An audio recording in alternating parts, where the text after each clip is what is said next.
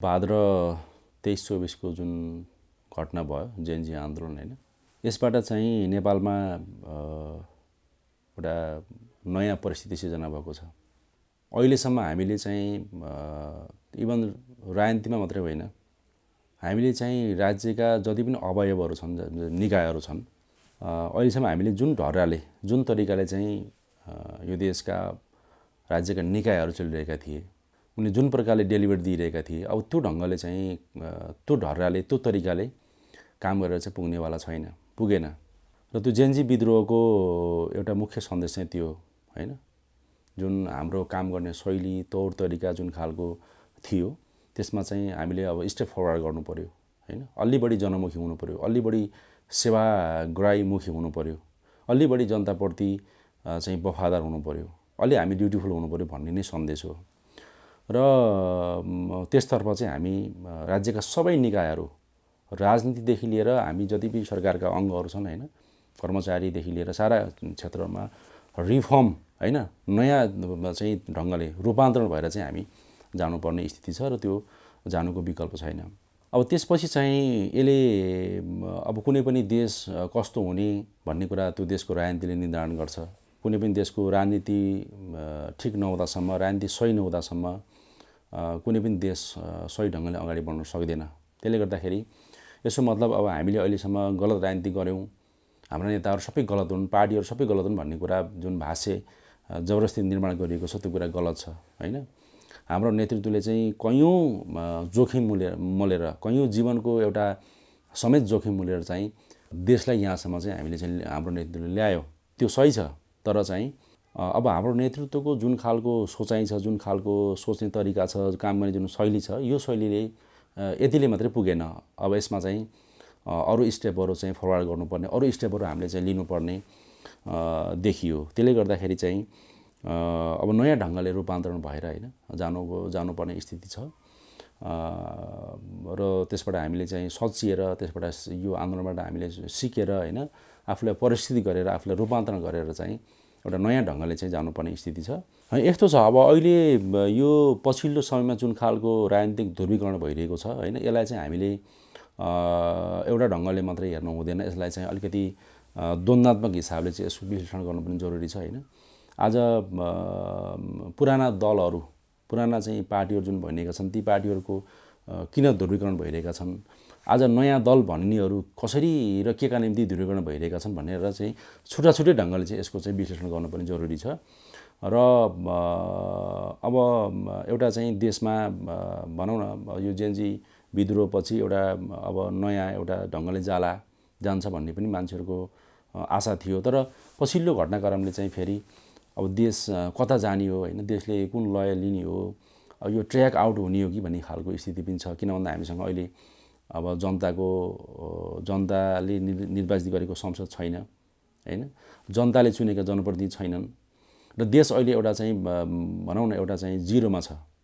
त्यसले गर्दा यस्तो अवस्थामा चाहिँ हामीले 6 महिनाभित्र चाहिँ निर्वाचन गरेर चाहिँ जाने र यो ट्र्याक आउट भएको जुन हाम्रो सिस्टम हो हैन, यसलाई चाहिँ फेरि ट्र्याकमा ल्याउने हैन, संविधान निर्वाचन मार्फत चाहिँ संविधान सभा मार्फत चाहिँ फेरि एउटा जनताको चाहिँ एउटा कुराहरूलाई चाहिँ मुखरित गर्ने हैन। जति पनि हाम्रो सिस्टमहरू डिरेल भएको छ जेएनजी प्रोटेस्टले, त्यसलाई चाहिँ फेरि एउटा सिस्टममा ल्याउने हैन, लिकमा ल्याउने काम चाहिँ निर्वाचनले गर्ने भएको हुनाले चाहिँ हामीले अहिले हाम्रो जुन फागुन 21 गते हुन गइरहेको निर्वाचन, यो जसरी पनि यसलाई चाहिँ सम्पन्न गर्नुपर्ने हाम्रो अगाडि बाध्यता छ, त्यो हामीले गर्नै पर्ने हुन्छ। यदि हामीले चाहिँ त्यो निर्वाचनको कामलाई हामीले चाहिँ फेरि त्यसलाई टार्न खोज्यौँ, त्यसलाई हामीले चाहिँ लिङ्घन गर्न खोज्यौँ भने चाहिँ देशले अरू चाहिँ क्षति बेहोर्नु पर्ने, देश अझ बढी एउटा मुडभेडको, द्वन्द्वको हैन, अस्थिरताको दिशामा चाहिँ जान सक्ने एउटा स्थिति छ। त्यसले गर्दाखेरि मलाई लाग्छ नेपालको भनौँ न चाहिँ इतिहासमा चाहिँ यो धेरै सङ्गीन घडीमा चाहिँ हामी उभिएका छौँ हैन। त्यसले गर्दाखेरि यसमा चाहिँ राजनीतिक दलहरू अत्यन्त सुझबुझ ढङ्गले यसमा चाहिँ जान पनि जरुरी छ। नयाँ भनेका जति पनि राजनीतिकमा आउन खोजेका साथीहरू हुनुहुन्छ, उहाँहरू पनि सुझबुझ ढङ्गले हैन लाग्नु पनि जरुरी छ।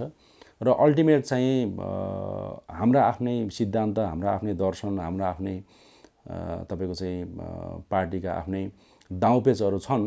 तर अल्टिमेट महत्त्वपूर्ण कुरा भनेको चाहिँ देश हो हैन। जब देश रहँदासम्म हामीले दलका नेता बन्ने हो, दल खोल्ने हो, राजनीति गर्ने हो। जब देशै रहेन भने, जब देशै एउटा गम्भीर एउटा चाहिँ सङ्कटमा चाहिँ डुब्यो भने चाहिँ अब हामीले कहाँ पोलिटिक्स गर्ने, हामीले कुन दलको नेता भनेर चाहिँ हामीले फेरि सडकमा कुर्लिने हैन। अब हामी देखिरहेका छौँ नि त, यस्तै तपाईँको चाहिँ द्वन्द्वबाट फसेका देशहरू हामी कयौँ देश देखेका छौँ नि हैन, जहाँ तपाईँको चाहिँ उनीहरू चाहेर पनि निस्किन सकिरहेका छैनन्। त्यसले गर्दाखेरि चाहिँ हामी त्यस्तो अँध्यारो सुरुङतर्फ यो देशलाई लान हामी चाहिँ चाहँदैनौँ। लाने शक्तिहरूका लाई पनि हामीले खबरदारी गर्न चाहन्छौँ। किनभने यो देश आज जुन नेपाल भन्ने देश छ, यो देश हुनुको पछाडि, यो देश आज चाहिँ हुनुको पछाडि चाहिँ सयौँ वर्षदेखि हैन हाम्रा थुप्रै पुर्खाहरूले चाहिँ को यसमा रगत बगेको छ, यसमा पसिना बगेको छ, यसमा त्याग, तपस्या, बलिदानबाट आजको नेपाल निर्माण भएको हो नि त। त्यसले गर्दाखेरि चाहिँ यो सबैको एउटा चाहिँ साझा एउटा देश हो, साझा फुलबारी हो। यसमा सबै फुलहरू समान ढङ्गले फुल्न पाउनुपर्छ, फुल्न सक्नुपर्छ। त्यो अपरिहार्य छ। अब त्यो हामीले फागुन 21 को चुनावलाई हामीले टार्यौँ भने, त्यसलाई लिङ्गडिङ गऱ्यौँ भने चाहिँ आजको स्थितिबाट चाहिँ हामी धेरै बिग्रेको स्थितिमा देश जाने हो। त्यसमा पक्कापक्की छ हैन। त्यसको हुनाले चाहिँ त्यो सबै चाहिँ बिग्रेको सिस्टमलाई ट्र्याकमा ल्याउनको निम्ति चाहिँ अब फागुन 21 गते हुन गइरहेको चुनाव छ। यसमा चाहिँ कतिपय दलहरू जस्तो एमालेले यसमा फरक मत राखिरहेको छ हैन। पुनर्स्थापना, संसदको पुनर्स्थापना गर्नुपर्छ भनेको छ। कांग्रेसले पनि त्यसमा चाहिँ अलिअलि साथ दिएको छ हैन, उसको फरक मत छ हैन। अब कतिपय नयाँ दलहरूको अर्कै कुरा छ हैन। कतिपय यो जेनजी समूहको फेरि हैन के को निम्ति चुनाव गर्ने हैन, पुरानै स्थितिमा किन चुनाव गर्ने हैन। यो जेनजी आन्दोलनको माग त्यो हैन, खालि एक थान चुनावको निम्ति 84 मा हुन गइरहेको चुनावलाई, हुने चुनावलाई 82 मा ल्याउनको निम्ति यो जेनजी प्रोटेस्ट भएको थिएन हैन। यसको भनेको त यसको एजेन्डा यो थियो भने चाहिँ साथीले चाहिँ जेनजी युवा साथीले पनि त्यो कुरा गरिरहनु भएको छ। ठिक छ हैन, उहाँहरूको देशमा सुशासनको माग थियो, भ्रष्टाचार अन्त्यको माग थियो हैन। अब यिनै माग, यिनै एजेन्डाहरू हुनुपर्छ हैन। अबका चाहिँ चाहे त्यो नयाँ दल भन्नुहोस्, चाहे त्यो पुरानो दल भन्नुहोस्, अबको चाहिँ दलहरूको एजेन्डा भनेको चाहिँ सुशासनको मुद्दा हुनुपर्छ, देशमा आर्थिक विकासको मुद्दा हुनुपर्छ हैन। अनि भ्रष्टाचारलाई चाहिँ अन्त्य गर्ने एजेन्डा हुनुपर्छ। त्यो खालि दस्तावेजको कुरा मात्रै होइन, त्यो खालि त्यो डकुमेन्टमा मात्रै होइन, त्यसलाई व्यवहारमा लागू गर्ने गरी अब हामीले जानुपर्छ। यो नै आजको एउटा सही विकल्प हो, सही बाटो हो र यसबाट हामीले चाहिँ विमुख हुने हामीलाई छुट छैन। यदि विमुख हामी हुन खोज्यो भने देशलाई चाहिँ अझै हामीले अँध्यारो सुरुङतर्फ लाने हो।